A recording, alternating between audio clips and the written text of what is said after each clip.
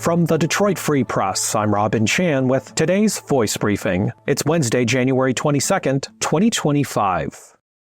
This is J.C. Randall with the Detroit Free Press. Blue Cross Blue Shield of Michigan has started offering buyouts for its non-union workforce. The health insurer says the buyouts are a response to rising costs for medical claims and prescription drugs. Blue Cross is aiming to cut $285 million in administrative expenses this year and a total $600 million over several years. The insurer hasn't disclosed how many employees it expects will take these buyouts. In a memo to employees, Blue Cross CEO Tricia Keith recently said that they need to cut these costs to get a grip on health insurance premiums. Blue Cross recently increased premiums on some Michigan businesses by 11.5% compared to what they charged last year.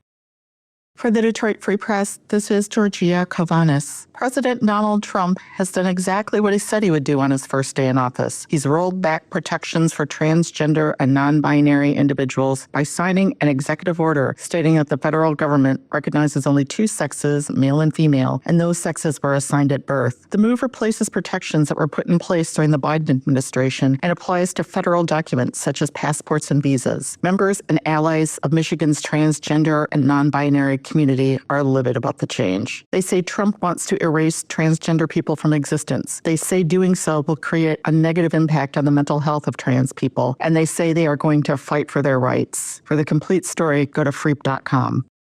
For the Detroit Free Press Autos team, I'm Jamie Leroux. Many Michigan car dealerships are taking extra precautions to protect against customers who are increasingly using fake IDs in an effort to walk out with a car that will never be paid for, leaving dealers on the hook for it. Customer identity fraud is a growing problem at dealerships across the nation. According to a report by Point Predictive, a firm that specializes in fraud prevention, in 2023, the losses due to fraud cost the auto industry more than $7.9 billion. The report also found that criminals are shifting fraud tactics. They're using synthetic identity fraud. That's when a real person's social security number is stolen, and then a name, date of birth, mailing address, email account, and phone number are made up and attached to it to create a new identity. In 2023, Detroit had the 8th largest growth in synthetic identity fraud in the nation. Identity fraud is most prevalent coming from out-of-state buyers, so some dealers limit their out-of-state sales to avoid it. Others purchase software and other programs to screen customers to make sure they are legit and their paperwork proves to be authentic. They also do extensive training to spot red flags. For more on this story, visit freep.com.